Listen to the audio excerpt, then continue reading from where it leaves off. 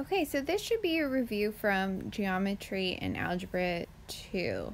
But we're going to look at solving right triangles using our right triangle trigonometry and then also the inverse trig functions on our calculators. So for this first section, we are going to look at solving for the missing value of the right triangle. So in this first example, we are solving for side x, so the side that is opposite the angle 43 degrees, and then we can see that the hypotenuse of the right triangle is equal to 13. So if we think back to SOHCAHTOA,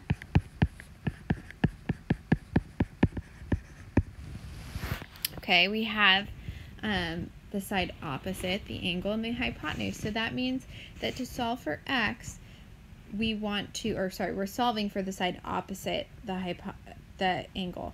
So we're going to use sine, right? Because the sine of 43 degrees is equal to x over 13. So then we can multiply each side of the equation by 13.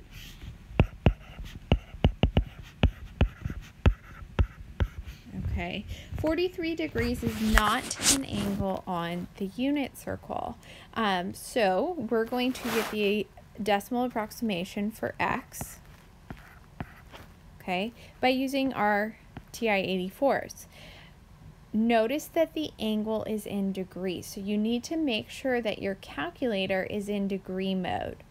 To do that, you're going to hit the mode button, okay, which is right next to the blue second button. So you hit the mode button, and then you make sure that that degrees is highlighted. Okay, so you arrow down, and then just make sure that degrees is highlighted. Whereas if you wanted to be in radian mode, like say that you were given an angle in radians, then you would want radians to be highlighted. Okay, so then you can quit. I'm going to just type in 13 times sine of 43. And I get x is equal to approximately 8.866.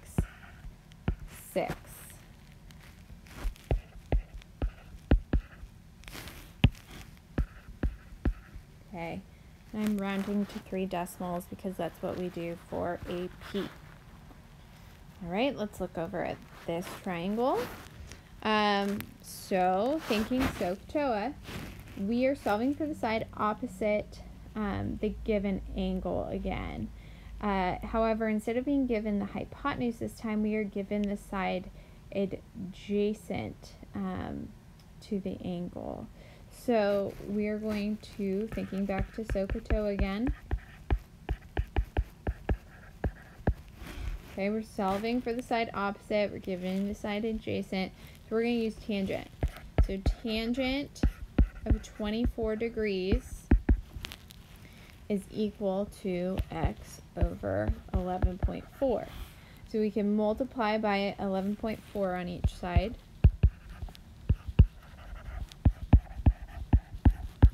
(24 degrees again is not on the unit an angle on the unit circle, so we have to use our calculators. Should already be in degree mode.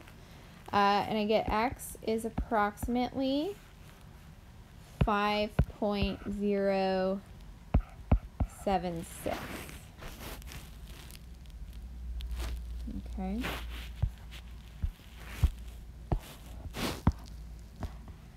Down to this triangle. So we're solving for the hypotenuse, it looks like. And we are given the side opposite the angle. So opposite over hypotenuse, we can use sine. Sine of 24 degrees would be equal to 7.6 over x. Okay. If we were to multiply by x on each side, we would have x times the sine of 24 degrees equals to 7.6, and then we could divide by sine of 24 degrees on each side. Okay, x is equal to 7.6 over the sine of 24 degrees. 24 degrees is not on our calculator. We saw that in the last example. So 7.6 divided by sine of 24 degrees is approximately 18.685.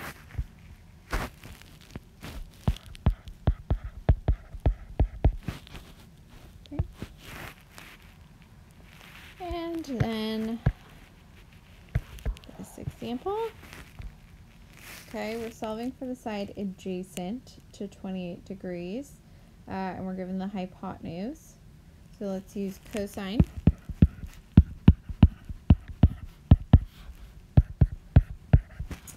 We multiply both sides by 2.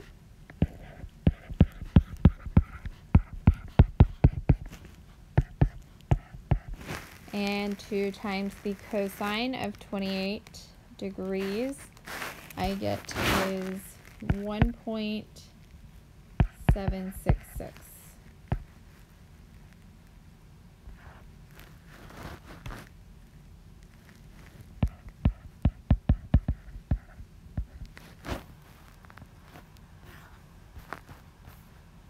Okay.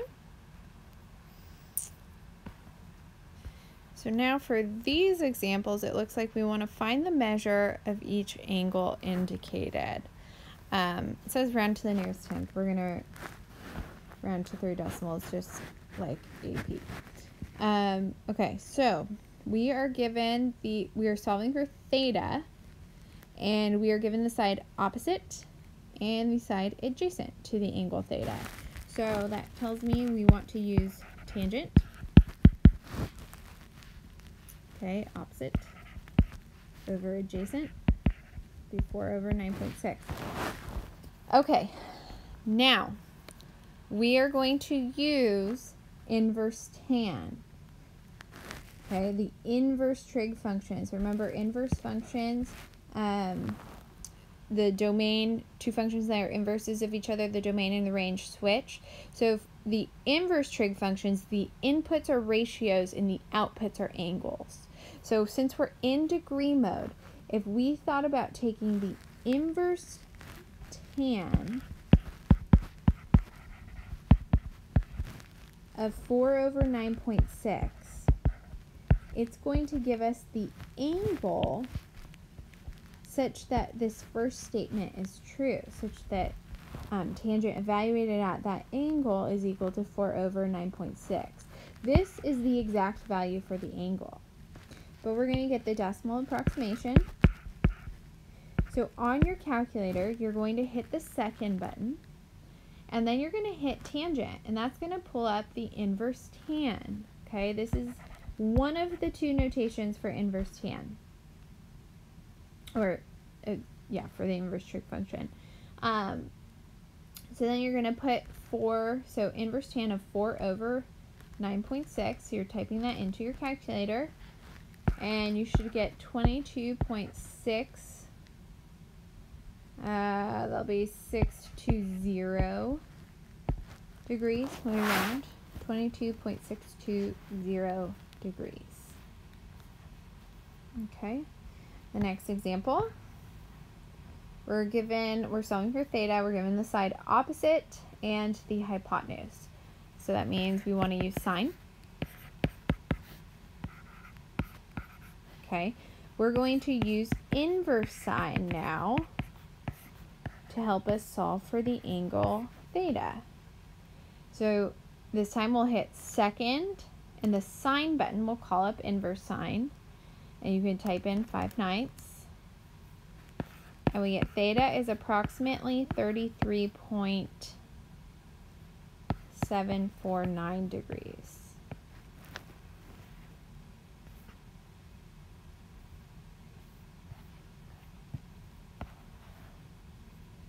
Okay, for this example, we're given opposite and hypotenuse. Okay, so we'll want to use sine again.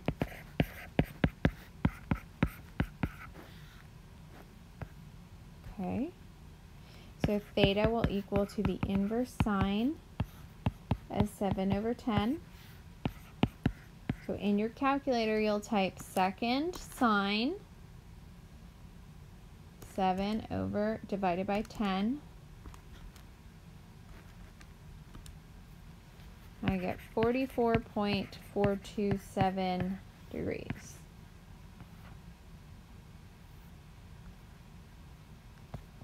Okay. We are given the side adjacent and the hypotenuse to theta. So cosine of theta equals to adjacent over hypotenuse. You could simplify that if you want. Cosine of theta equals 1/3. So theta will equal to the inverse cosine of 1/3. Oops. So hit second on your calculator, cosine. 1 divided by 3. And we get 70.529 degrees. Okay, so in the first section of examples, we are solving for a missing side. Now we've been solving for angles. Okay, so now with given information, we're going to be able to solve a triangle completely, which means solve for all missing sides and angles. So in this first example, we're given two sides, so we can use Pythagorean theorem to help us solve for the third side. So 10 squared plus, I'm going to call this side x, so x squared will equal to 13 squared. So x squared will be equal to 69. So x equals to the square root of 69, which I don't believe simplifies. Okay, so x will be equal to the square root of 69. Okay, this is angle A, so I'm just going to call the angles A, B, and C. So for angle A, I want to use the given information as much as possible. So I'm given adjacent and hypotenuse. I'm going to use cosine. So cosine of A will be equal to 10 over 13. So A will equal to the inverse cosine of 10 over 13.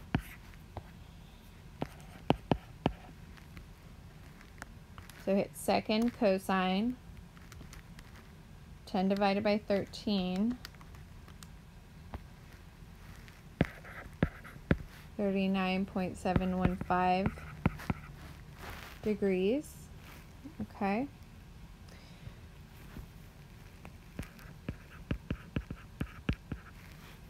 And then we need to use exact values as much as possible. This is the exact value of the angle A. So we know that all three angles need to add to 180 degrees. So we know two of the angles right now, right? The angle B plus the angle A, which is inverse cosine of 10 over 13, plus 90 degrees, must add up to 180 degrees. So B is equal to 180 degrees minus each of those angles. So I'm going to type that into my calculator to get the approximation for B. So 180 minus inverse cosine is a second cosine. We'll pull up inverse cosine of 10 divided by 13 minus 90 gives us 50.285 degrees. You also know that A and B are complementary, so their angle sum should be 90 degrees. So you could also just do 90 degrees minus inverse cosine of 10 over 13, and you would have gotten the same thing. this is kind of thinking ahead to when we're solving just any triangle for the angles.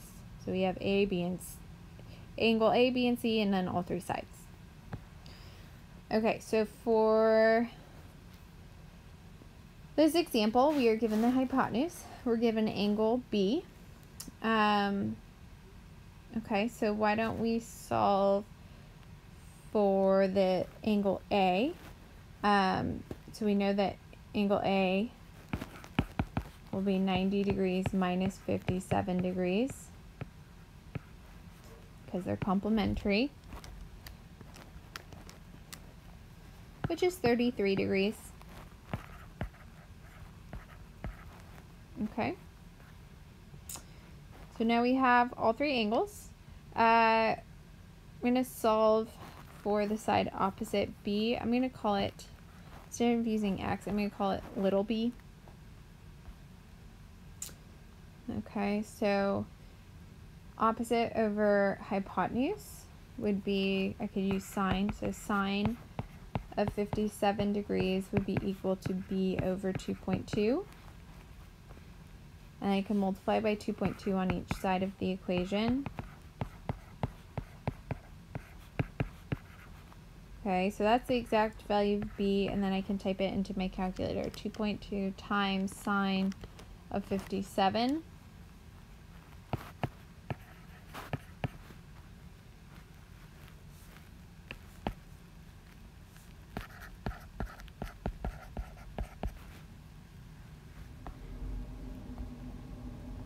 Okay, and you could use Pythagorean theorem here, or you could use a trig function to find side. I'll call it little a.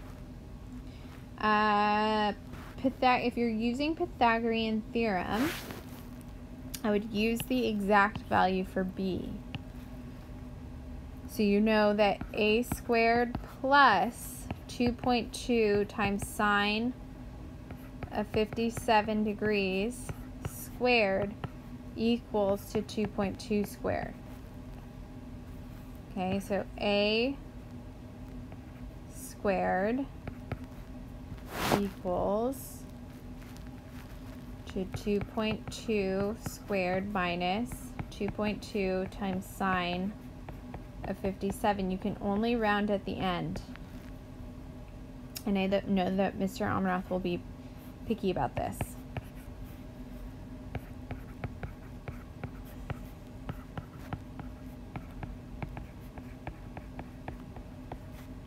Because the AP will be picky about this.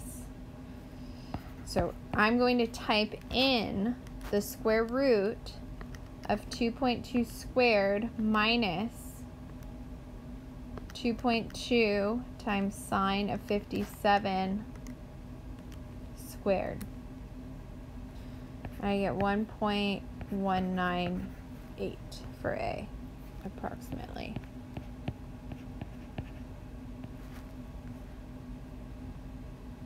Okay, you could have also used one of the trig functions. Okay, I think you guys, well, okay, we'll do one more. Alright, so we can find the third side using our hypotenuse by using Pythagorean theorem. So I'm going to call that side C, lowercase c. I'll call the angles the capital letters and the sides the lowercase. So c squared will be equal to 10.1 squared plus 10 squared. So c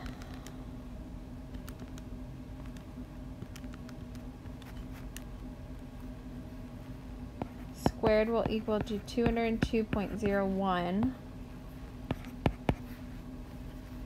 So c is the square root of 202.01.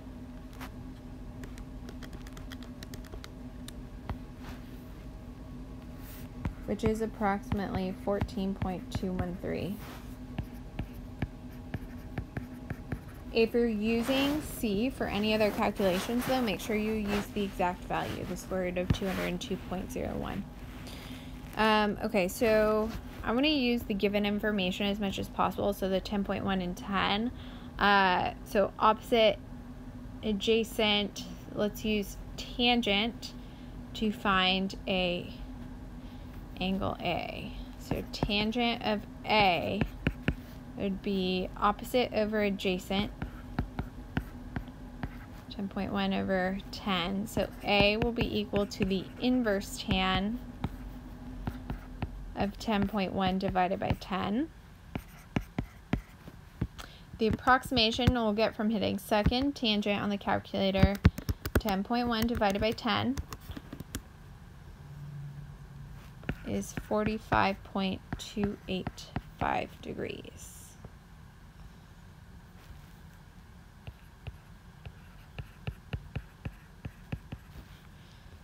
And then to find angle B, we could use the fact that they're complementary. So I would do B equals to 90 degrees minus the exact value of angle A, which is inverse tan of 10.1 over 10.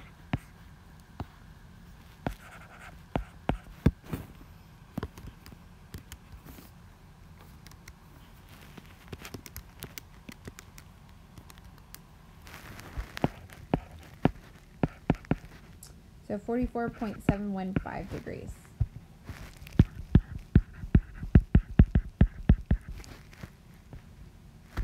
Okay, and I'm going to stop there. I think this is review for you guys. You can see you're given both the legs of the right triangle in this example, so you can go about it the same way you would in number 11. And you also have the answers down here. You can double check for that last one. So you guys have a worksheet now that you need to work on.